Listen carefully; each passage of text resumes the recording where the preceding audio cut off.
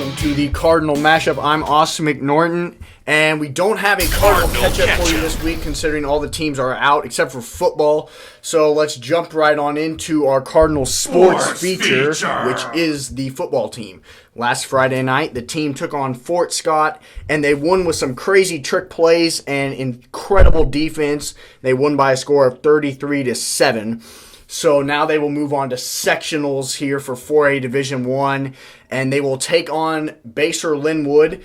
We already played them once this season. We won down there by a score of 48-21. We hope that happens again. We're going on the road again. It's going to be a great atmosphere. It's going to be an intense game. I hope all of you can make it out there for that. A couple of stats here for you. Grant Elston is having an incredible season so far. He has 1,744 rush yards, 24 touchdowns, 109 tackles, 7 interceptions, 4 forced fumbles, and 2 blocked kicks. Also, he is the field goal kicker and the place kicker. So this guy is doing a lot for this Eudora Cardinals football team. He's showing really how he has grown from being a freshman into a senior leader of this team, and that's good to see that. So again, I hope you all can make it out there on Friday night to watch the boys. I'm here now with Matthew Boohorn. How are you doing, sir? I'm good. How are you? Absolutely fantastic. So how was last Friday night against Fort Scott? Oh, it was great. We went into that game. We knew it was going to be a tough game because obviously, like, all the bad teams are out. It's playoffs. We knew it was going to be good. Completely different. How was having that home crowd advantage there? Big crowd. Oh yeah, it was great. The crowd really helps us. It makes some noise. Absolutely. So after playing Basehor Linwood already this year, what are you looking for coming up in this game? I know it's hard playing a team twice in one season. What are you preparing for this week? It is hard to beat a team twice. They can throw the ball pretty well, and they can run it pretty well there. You got a fast back, McPherson. He's quick. Just gotta play him. Absolutely. It'll be a good game. It will be a good game, and I'm looking forward to it. So overall, you've been with the team a long time now. How has Coach Katzenmeyer been as a head coach this season? Oh, he's great. He makes practice fun, and we get stuff done. And he makes sure we know what we're doing all the time. He's just great. Well, sir, I wish you guys luck on Friday night. Keep rolling, keep continuing in the playoffs, and good luck the rest of the season. Thank you. All right, now it's time to move into this week's questionable call. It was an absolutely crazy week of college football this weekend. So here's what went down. The number 1 team in the nation, Clemson, barely beat Florida State. The number 2 team, LSU, lost to the number 4 team, Alabama. Ohio State barely won. Baylor barely beat Kansas State. TCU lost, and Michigan State lost. So this completely changed up how, also number 10 Florida barely won. So this completely changed up the entire college football playoff thing completely. So here's what it is now. The number 1 team is still Clemson. Number 2 is Ohio State. Number 3 is Alabama, and number 4 is Baylor.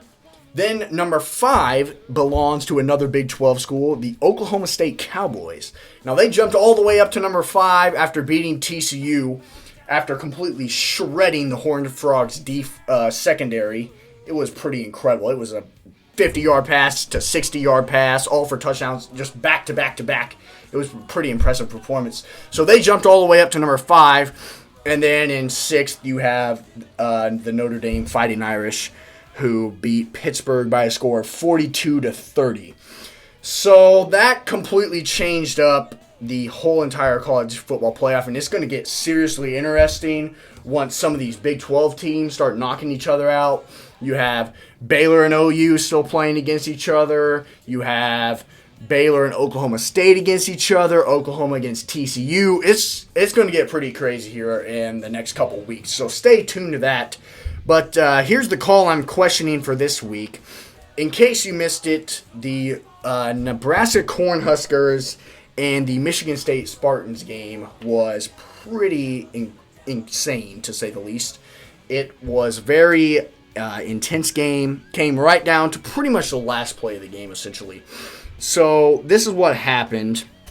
So Nebraska was down by a score of 32 to 38. And so they had the ball with about 1 minute left in the game. They were driving. They had a huge pass play, which resulted in a touchdown. However, the player for Nebraska, he ran out of bounds, came back inbounds, and caught the ball and ended up into the end zone. Now, that should be a penalty because that's illegal touching. If you run out of bounds, come back in, you can't be the first player to touch the ball. However, the referees said that he was pushed out of bounds by the Michigan State defender. But if you go back and look at it, to me, it really appears like this Michigan State Spartan player is looking back at the ball. So he's not pushing him out of bounds. He's running right next to him on the sideline, looking back at the ball. So for me, I say there's no way that he could have been forced out of bounds. So overall, that resulted in Nebraska upsetting the Spartans and winning that game off of that call. That it was reviewed, but the call stood on the field. It was a judgment call on the field, and they didn't have enough conclusive evidence to overturn it. I don't know about that. It looked pretty clear to me that he was looking back at the ball. There's no way he could have been pushing him out of bounds. But, I guess the Cornhuskers got away with a win there. Tough luck for Michigan State. They were probably going to be real up. They probably could have been in the top 4 after winning that game in the college football playoff. But, I guess bad luck happens sometimes. So that's it for the questionable call. And that is also it for this week's show of the Cardinal Mashup. I'm Austin McNorton. And as always, go Cardinals.